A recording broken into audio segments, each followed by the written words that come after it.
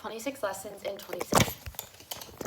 That is so typical of my phone to just fall as I start a video. What better way? I'm gonna keep that in. 26 lessons in 26 years, straight from my journal. Don't read it, even though I'm about to read it. I have been seeing a lot of people do this, and I wanted to share kind of 26 things I maybe wish I learned at the age of 20 or knew back then. I kind of just wrote this when I was on the ferry the other day, and I feel like there's so many more things, and I could have gone deeper, whatever, that I wanted to share. But I was like, you know what? I'm not gonna pressure myself to go deeper and share like more reflective things, because then I won't ever post this because it needs to be perfect. I'm just gonna write.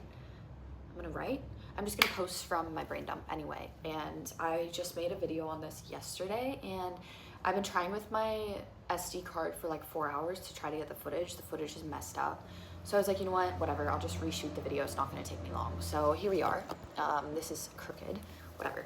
Less is more. The less I own, the less makeup I wear, the less I consume, the more content I am. I can't tell you how much I've realized that the happiest version of myself is when I literally don't have much clothes, I don't have much makeup, I don't have any like things in my hair is literally natural.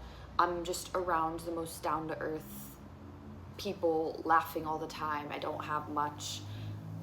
I'm by the ocean. Like, it's literally that simple, and I haven't really realized that until I've started traveling, and I feel like it's a big lesson you learn while traveling. But again, I mean traveling, not vacationing. There's a difference. But if you're traveling and going on like a longer trip and you can't bring that much, like, you really start to learn kind of how less is more, and you really don't need that much to be happy. I'm gonna switch my phone. I could go get my tripod, but I'm a bit too lazy. Number 2, your circle is everything. Surrounding yourself with people who believe in you, inspire you, and push you is so important, because you honestly become who you are around. And they do say that the 5 people you spend the most time with are the ones that sum up kind of who you are. And so I just find it really important to surround yourself with people that believe in you, love you, everything like that. And if that's not the case, change it. That's something I've really learned. I'm hoping I can film this before my Ruby comes back, because I'm gonna get shy. And she is so lovely. She would not care. But I get weird when I'm filming in front of people sometimes. I'm still learning. Okay, number 3, if you're always people-pleasing, you're always putting others above you, and you'll never earn respect. Slowly practicing prioritizing your own needs is uncomfortable, but ultimate form of self-respect. I struggle so much putting other people's needs before my own, and I feel like it's a very common occurrence for women. And it's something I've struggled with for a long time, and I think until I'm super comfortable with someone, I'm not as comfortable expressing what I want, my needs, anything like that, because I've been so used to for years putting other people's needs first. And so I'm really trying to work on focusing on what it is I want and how I can go about fulfilling my own goals, cup, whatever it may be, before just trying to fill someone else's, if that makes sense the way I said it. Number 4, intuition is a whisper. You can't explain it, and it's a feeling you may want to fight, but the longer you go against it, the further you are from your dream life. I can't tell you how many times I've been in a situation where everyone else loves the area, or everyone else loves the place, or loves the person, and I just can't put my finger on why I don't, and I felt crazy sometimes. But the more I've like looked inwards, I've come to realize it's my intuition. My intuition is a whisper, and it's not something you can always explain, but it's just a gut instinct, and you have to trust it, and you have to go with it, and not everyone will understand. But it's something that is a whisper, and it's going to show up for you in that way. And that's something I feel like when I've led with my intuition so many times, it's brought me so many amazing places. And I feel like I am quite intuitive, but sometimes my intuition doesn't line up with what my ego wants. And so then that's when I get confused and overthink and spiral. And so it's kind of about stepping back and realizing, wait, this is my intuition coming up. And the fact I'm trying to fight it and doubt it shows even more so that it is my intuition. Number 5, mindset is everything. Saying things like I'm lost, I'm bad at relationships, I'm so behind, etc. will live in your unconscious, and you'll continually self-sabotage and remain stuck until you really release and make new beliefs. This is huge, because I feel like it's so easy to be like, I have ADHD, I have anxiety, I have this, I have that, and then put those labels on ourselves, and we don't realize how much it actually affects us to put labels like that on ourselves, because our subconscious begins to identify with that, and then we subconsciously act in a way to keep that belief alive. And it affects so much how we go about our day-to-day lives, and how much we think about ourselves, our own self-concept, whatever it may be. And so it's really important to kind of step back, and like that's something I'm really actively trying to work on, is rather than saying I am these things and identifying with them, separating from the fact that I can still struggle with them from time to time, but it's not something that defines me. T, motherfuckers. Sorry, personality came out for a sec. Sometimes I can only be serious for so long, so. I was recording for so long and I don't even know if it recorded. I don't know what it was recording. Fucking hell. There's a tarantula on the suit. Number 6, you'll continually be fed the same. Okay, let's be serious, Sydney. Come on now. Oh my fucking god, guys. This whole situation. It would just be easier if I went in the damn room and got a tripod. I'm not doing that. You'll continually be fed the same pattern from the universe. Say you consistently attract emotionally unavailable partners, toxic people into your life. This is going to keep happening until you finally break the cycle.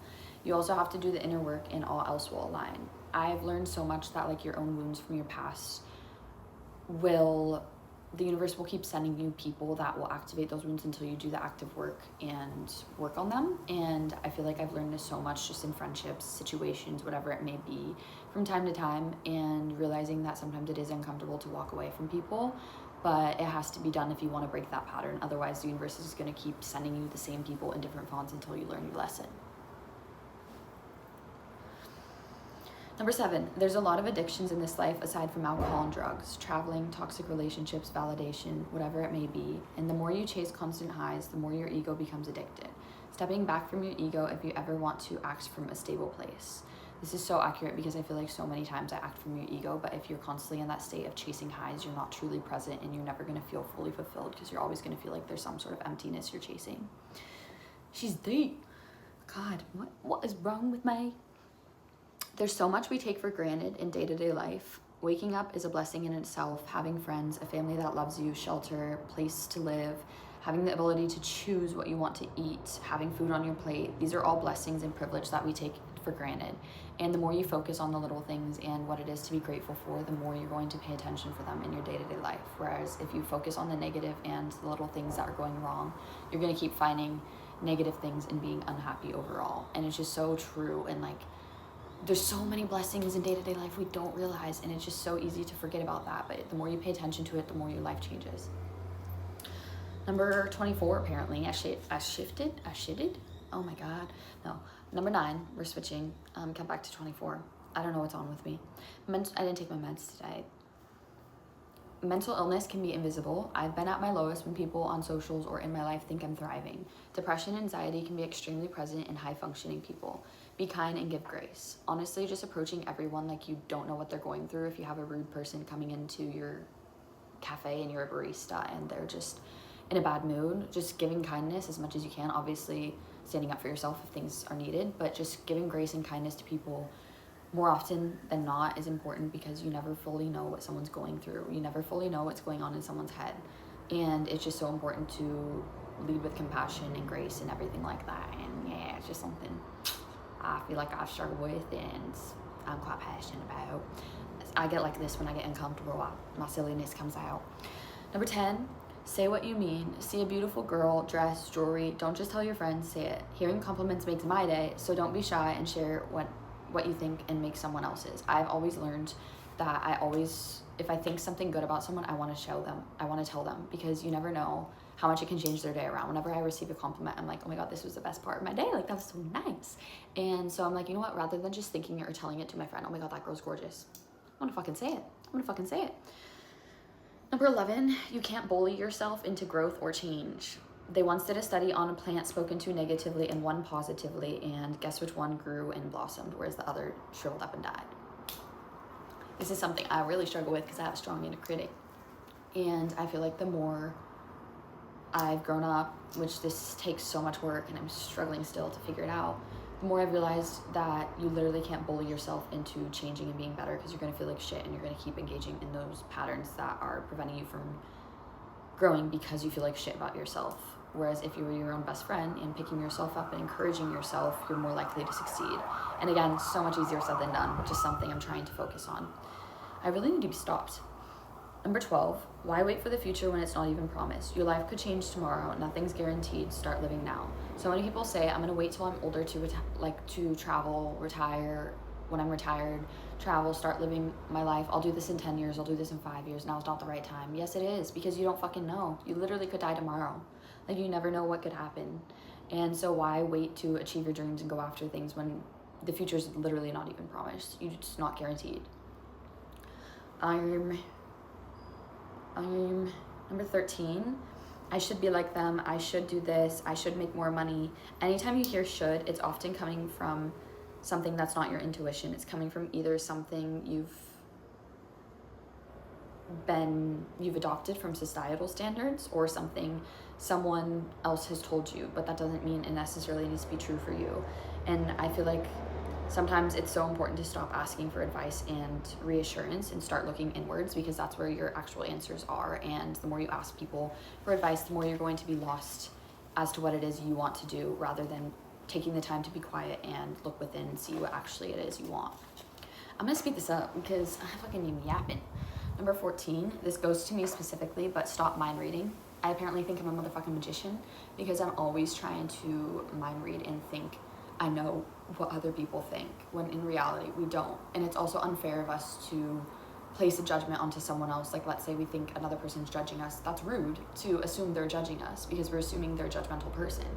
Like, you know what I mean? It's just, mind reading is so wrong. Like, we literally aren't magicians. We have no idea what anyone else is thinking. So also, if we are trying to mind read and think we know what someone else is thinking, why not think they're thinking the best of us, right? Why think they're thinking the worst? I am not that articulate, apparently, because I feel like I didn't explain that well, but hopefully you know what I mean. 15, worrying is like worshiping a problem. Easier said than done, but rewiring your brain to think best case scenario and stay present is so important. Just gonna leave that there. It's so true. Easier said than done, like I said though. Number 16, the more you let go and detach from the outcome of things, the more things flow your way.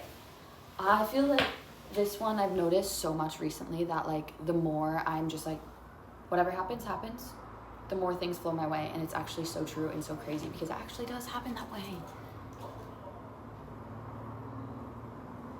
The more uncomfortable an idea makes you, the more you should do it. Safety considered, of course. I'm not saying that, but the more something scares you or is uncomfortable is often because you're going to grow so much and change, and it's something you should often go for. But again, safety considered. You didn't hear this from me. I don't mean to go do stupid things, which I've done sometimes. Number 18, just start. Start messy, start bad. The hardest part is starting. Do it messy and make it good later. Literally just rip off the band-aid, start, figure it out as you go. No one knows what they're doing. You literally just learn and grow and figure things out as you go. And if you never start, you're never going to get where you want. So just rip off the band-aid, the hardest part, and figure the fucking shit out. Let people lose you. Stop losing yourself trying to make people stay. Period. Number 19, or that was number 19. Number 20, be careful who you share your goals with. Not everyone will understand, and oversharing to the wrong people can be demotivating.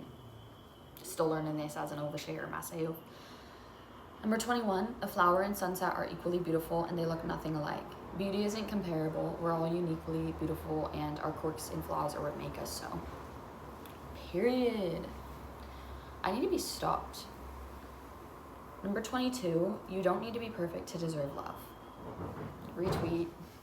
I assume, yeah, I'm just gonna leave that there. I'm gonna stop over explaining everything, but you get what I mean. Everyone else knows this, and it's so much easier said than done. But number 23, the 24-hour rule.